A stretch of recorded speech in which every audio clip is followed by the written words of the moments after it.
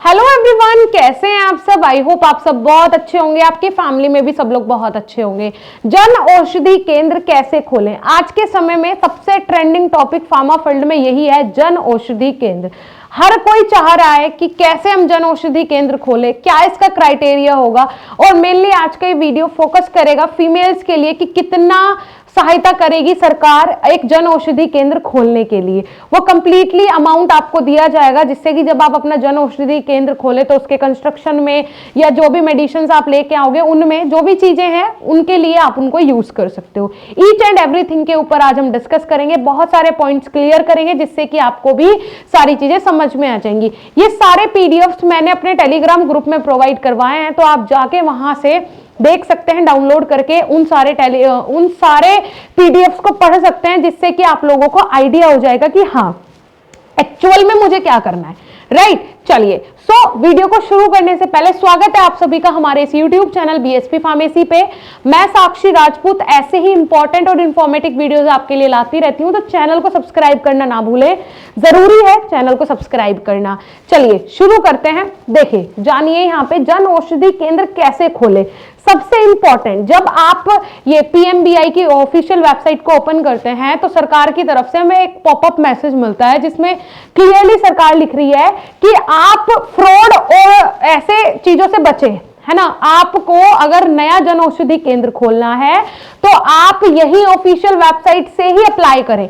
मेरा last third video आया था जिसमें मैंने बताया था कि हाँ भाई ऐसे ऐसे आप अप्लाई कर सकते हैं, किसी भी दलाल के चक्कर में ना पड़े। केंद्र सरकार से डायरेक्टली ये प्रोसीजर जुड़ा हुआ है, कोई दलाल कुछ नहीं कर सकता है।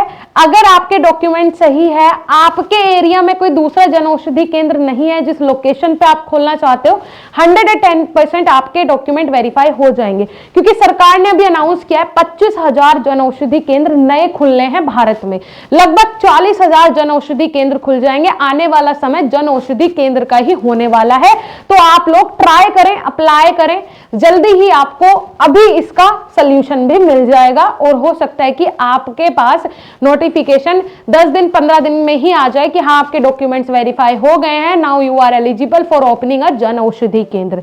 ठीक है, चलिए अब देखिए कैसे खोलें, उस पर बात करते हैं। जन औषधि खोलने के लिए आवश्यकताएं, किन किन चीजों की आवश्यकता है पहले उस पर बात कर लेते हैं।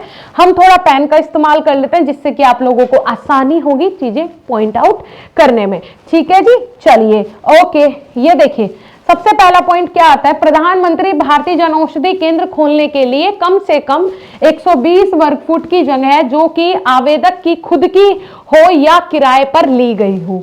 जन औषधि केंद्र खोलने के लिए आवेदनकर्ता जगह की स्वयं व्यवस्था करेगा।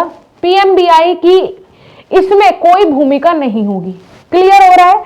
आप जब जन औषधि केंद्र खोलेंगे तो आप खुद व्यवस्था करेंगे जगह की, पीएमबीआई इसमें आपकी कोई भी हेल्प नहीं करेगा। आपको लगे कि सरकार ही आपको जगह देगी, नहीं, जगह आपकी खुद की हो सकती है, आपका घर हो सकता है, आपका घेर हो सकता है, आपका कोई भी प्लॉट हो सकता है, जहां भी आप खोलना चाहते हैं, बस ये रिक्वायरमेंट फुलफिल हो, 120 वर्ग फुट की जगह आपकी होनी चाहिए। ठीक है जी, क्लियर हो रहा है। चलिए, फार्मासिस्ट पंजीकरण प्रमाण पत्र आवेदक के द्वारा जमा कराया जाएगा।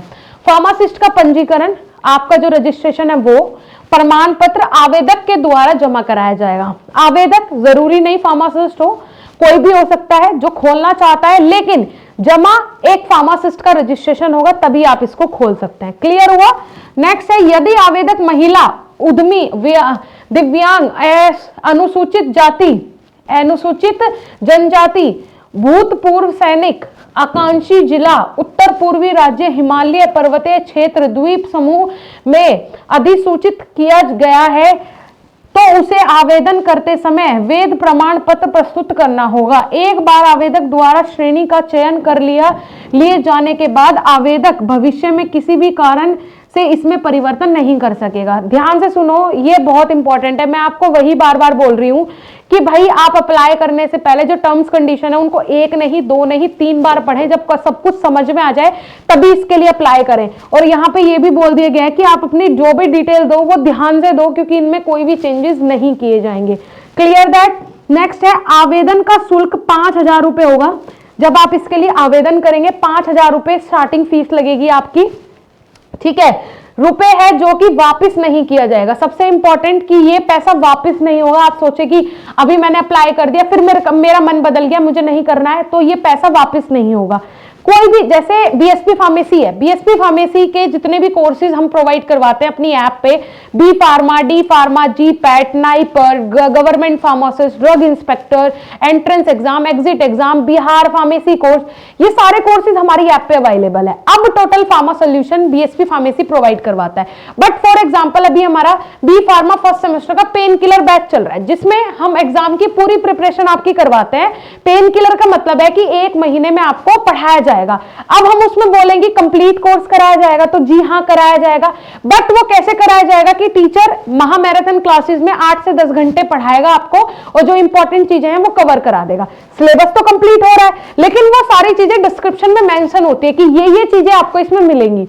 आपको लगे कि 1 महीने में हम 6 महीने का कोर्स करा देंगे, वो पॉसिबल नहीं होता है। तो आप अगर कहीं भी कुछ भी काम कर रहे हो ऑनलाइन बेसिस पे, आप कोई कोर्स ज्वाइन कर रहे हो, कोई फॉर्म फिल कर रहे हो, पहले उसके इंस्ट्रक्शंस पढ़ो, सारी चीजें पढ़ो कि आखिर उसमें आपको क्या मिलेगा, क्या क्या उसके रूल्स रेगुलेशंस है, राइट। चलो अब देखो यहां पे क्या है भाई, ये शुल्क वापस नहीं होगा। महिला उद्यमी, दिव्यांग, अनुसूचित जाति, अनुसूचित जनजाति, भूतपूर्व सैनिक, आकांक्षी जिला, उत्तर पूर्वी राज्य, मतलब इनके लिए भी इस शुल्क में, मतलब जो 5,000 का शुल्क है नॉर्मल के लिए, जनरल वालों के लिए, इसमें भी कुछ ना कुछ चेंजेस किए जाएंगे, इसमें भी आपको छूट मिलेगी, ठीक है।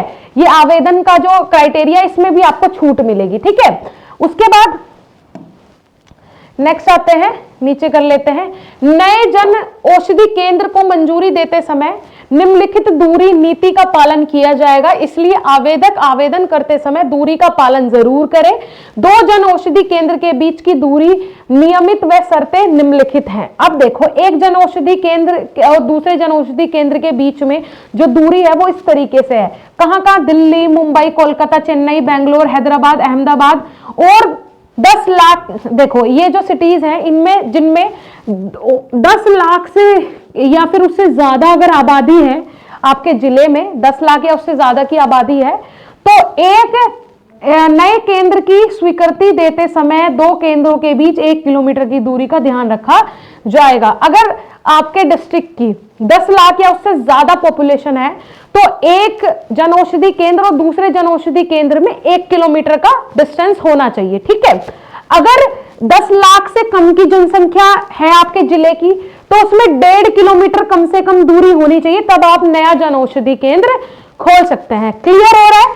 चलिए अब फीमेल्स के लिए क्या है वो बता दीजिए। चलिए वो हम आपको बता देते हैं।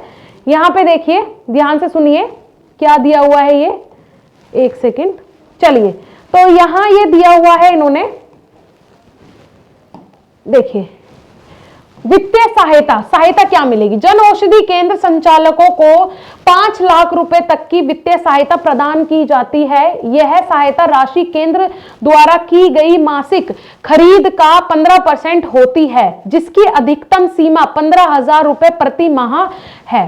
ठीक है जी, ये क्या दिया गया है यहाँ पे कि आपको 5 लाख रुपए तक की वित्तीय सहायता प्रदान की जाएगी। टोटल सहायता आपको 5 लाख रुपए तक की होगी। कैसे? जब आप दवाई खरीदने जाएंगे तो उस पर आपको 15% की छूट मिलेगी। ठीक है, जब आपका फाइनल बिल हो जाएगा आपकी छूट के अलावा सरकार उस पर आपको 15% की छूट देगी। ठीक है, और इसकी जैसे जब भी आप दवाई लेने जाएंगे तो अधिकतम सीमा 15,000 रुपए होगी इसकी। तो वो वाली चीजें इस तरीके से होता है। ऐसा नहीं आपको शुरू में 5 लाख रुपए दे देंगे, नहीं, वो आपकी जो आप मेडिसिन खरीदोगे उस पर डिस्काउंट मिलेगा आपको, 15,000 रुपए तक का एक बार का होगा। ठीक है, उसके लिए महिला उद्यमी, दिव्यांग, इनके लिए क्या होगा? जिले में जन औषधि केंद्र संचालकों को 2 लाख रुपए की अतिरिक्त वित्तीय सहायता दी जाती है। यह वित्तीय सहायता आईटी और इंफ्रा व्यय के लिए प्रतिपूर्ति के रूप में एक मुफ्त दिया जाता है। कहने का मतलब है जब आप खोलेंगे ये तो आपको जो मिलेगा 5 लाख तक का एक सबको मिलेगा। ये ऐसे होगा जब आप दवाई लेने जाओगे 15% की छूट आपको ऊपर से मिलेगी अलग से। ठीक है, जिसका अमाउंट लगभग 15,000 रुपए होगा, इतने तक की आपको छूट मिलेगी हर बार, है ना। दूसरी चीज क्या है कि भाई 2 लाख रुपए अगर कोई फीमेल खोल रही है या दिव्यांग है कोई, वो जन औषधि केंद्र के लिए अपने डॉक्यूमेंट्स के लिए अप्लाई कर रहे हैं और उनका वेरीफाई हो जाता है, तो उनको 2 लाख रुपए देगी सरकार, जिससे कि आप अपना इंफ्रास्ट्रक्चर बना सकते हैं, जो वहां पे चीजों की जरूरत पड़ती है उनमें आप यूज कर सकते हैं। 2 लाख रुपए की आपको सहायता मिलेगी, आपको मिलेगा कैश, आप सामान लेके आओ, जब आप बना लोगे उसके बाद ये सरकार आपको 2 लाख रुपए प्रोवाइड करवाएगी। ठीक है जी, तो ये है कंप्लीट जन औषधि केंद्र खोलने के नियम कानून। आप इस तरीके से पढ़ के ही, सारी चीजें जान के ही इसके लिए अप्लाई करें, एवं हवा में इसके लिए अप्लाई ना करें, बाद में कोई चीजों में आपको परेशानी होगी, क्योंकि कंप्लीटली एग्रीमेंट होगा। अगर जगह आपकी है, आप ही प्रोपराइटर हो, आप ही फार्मासिस्ट हो, तो आपको दिक्कत नहीं होगी। अगर प्रोपराइटर कोई और है, मतलब किसी की जगह दूसरे की है, आप एक फार्मासिस्ट भी नहीं हो, फार्मासिस्ट भी आपको हायर करना पड़ेगा, और आप खुद जो अप्लाई कर रहा है इसके लिए 3 लोगों के डॉक्यूमेंट्स लगेंगे, कंप्लीटली एग्रीमेंट लगेगा। अगर आप कल एक स्थान से दूसरे स्थान पे उसको ट्रांसफर करना चाहते हो तो उसका क्या प्रोसीजर है वो भी इन्होंने दिया हुआ है। सारी चीजें हैं, पहले पढ़ें अच्छे से, रीड केयरफुली फर्स्ट, जाके हमारे टेलीग्राम ग्रुप से आप ये पीडीएफ डाउनलोड करें, आपको वहां पे मिल जाएंगी। Okay, thank you.